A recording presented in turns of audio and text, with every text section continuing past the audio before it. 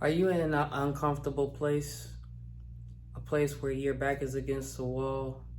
You're facing a storm, a trial, a circumstance, a situation, and it just seems like it's just overtaking you. And it's just like, Lord, I can't do this. You just feel like giving up. You want to throw in the towel. Just like, Lord, what can I do to escape this? You know, none of us like pain. It's just something we don't naturally want. I know the feeling.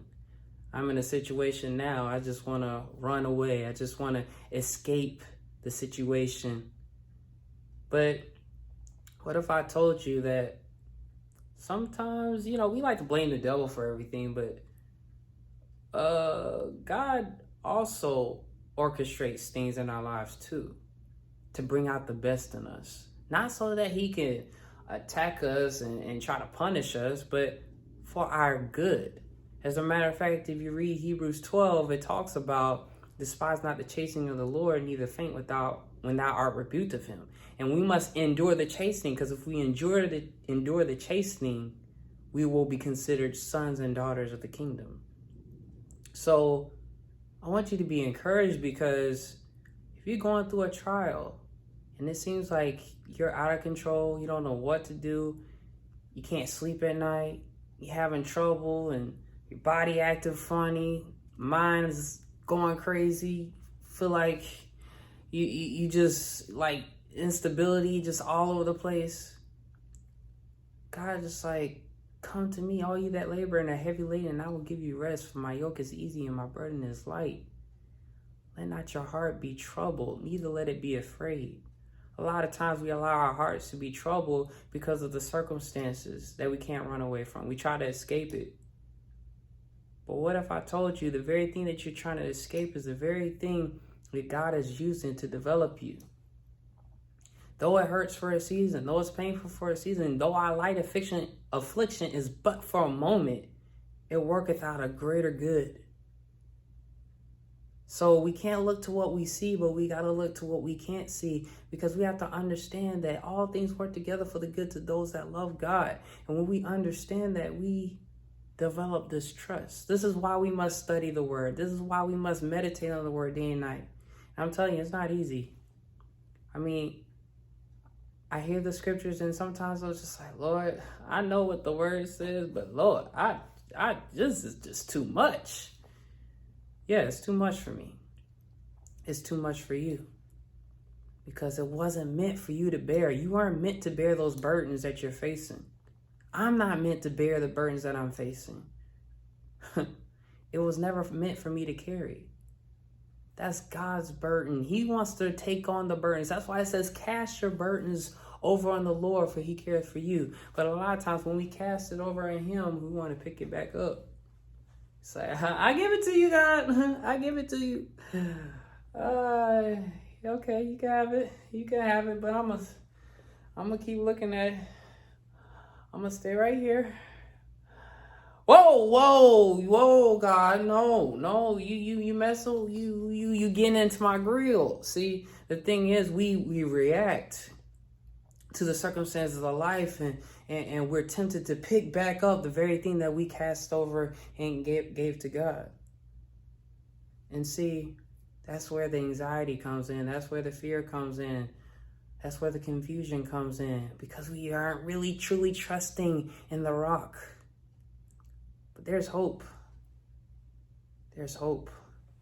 I think about, again, that story about the disciples, and they're on the boat and it was a storm. It's funny. There are several different stories that I was thinking about, two in particular. It talks about a storm and the disciples being on the boat. The first one I'm thinking about is when Peter was walking on water. And the other time was when the disciples were on the ship and Jesus was asleep on the boat. But let me start with Peter. Peter, he was on the boat. He's with the disciples. The storm is going and all that stuff. The winds are blowing. And he sees somebody in the far distance. He's like, if that's you, Jesus, bid me to come out there. And so like many of us, we have the faith.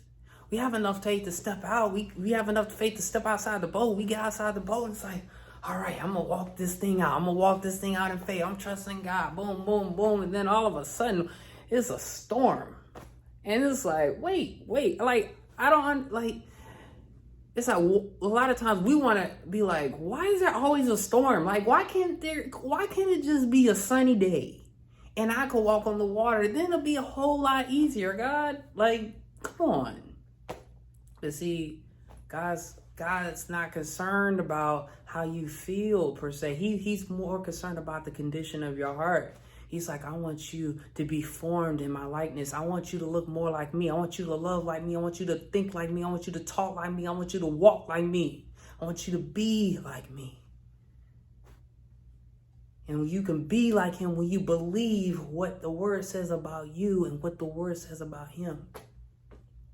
And so we understand who he is. And so as you walk, you know, Peter was walking, and all of a sudden the fear started to set in, the anxiety, all those kind of things that happen in our lives when we are faced with these obstacles and these situations that we can't escape from. Because now the boat's way down there. We too far from the boat to go back. we can't go back to where we were. And then it's like Jesus over there. So we kind of stuck. And then the storm's all around us, and it's like we can't escape. A lot of you may be wanting to escape your situation right now. I know I do. I've been trying to escape for the longest. But when I started to realize I can't escape this, then I gotta really believe that, okay, I can't depend on me. I gotta depend on somebody else greater than me. And so when Peter, he started to sink, he allowed the storms, it just seemed like it was overtaking him. And some of you might be in that same situation where this seems like the storms are overtaking you, like, Lord, this is just too much, this is too much. But the beautiful thing is, Peter just calls out to God and said, Lord, Jesus, save me. And God saved him. And that's the most beautiful thing. But in order to do that, we have to be humble enough to allow him to save us. Because God can't save you if you don't ask for it. God can't save you if you're not looking for him. Some of you are going through some stuff and you're just being swallowed up with all this stuff and it's overtaking you. And God's like, I'm here. I'm right here. I'm at arm's reach. But you got to call out to me.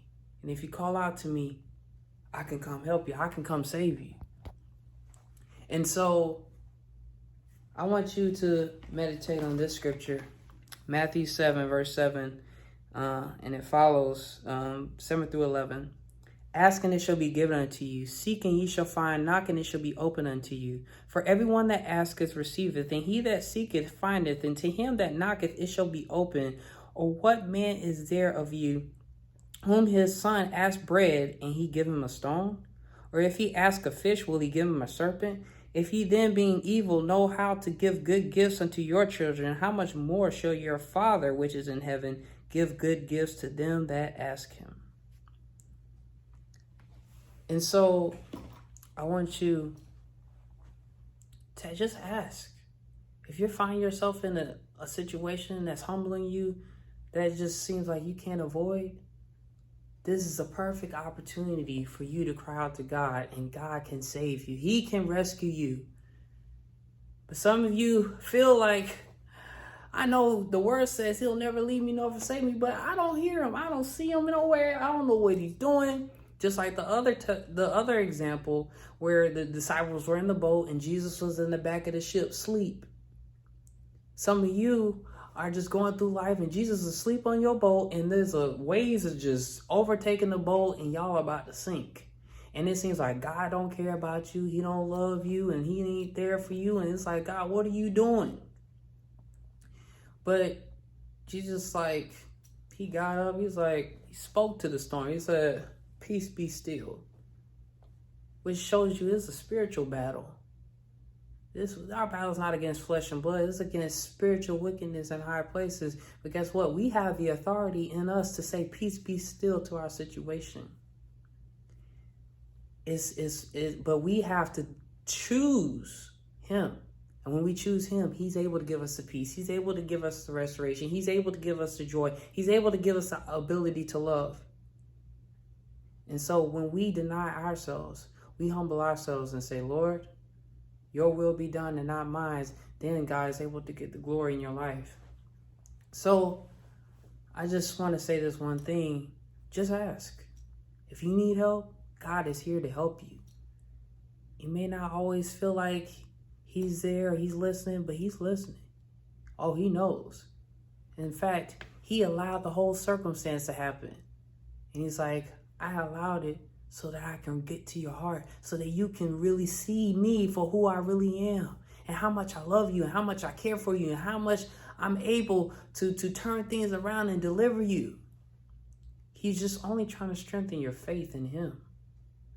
Our faith has to be tested. It has to be tried. It has to go through the fire so that we can be purified, so we can be meat for the master's use, so we can be broken bread and poured out wine, so that we can be his willing vessels, his laborers to go out and to do the work of the evangelist, to minister to others, to share to others the love of God. But it's your choice.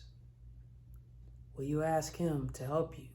Because he's willing, and he will help you. Speak life, love others, have faith, love Jesus. Keep your faith up.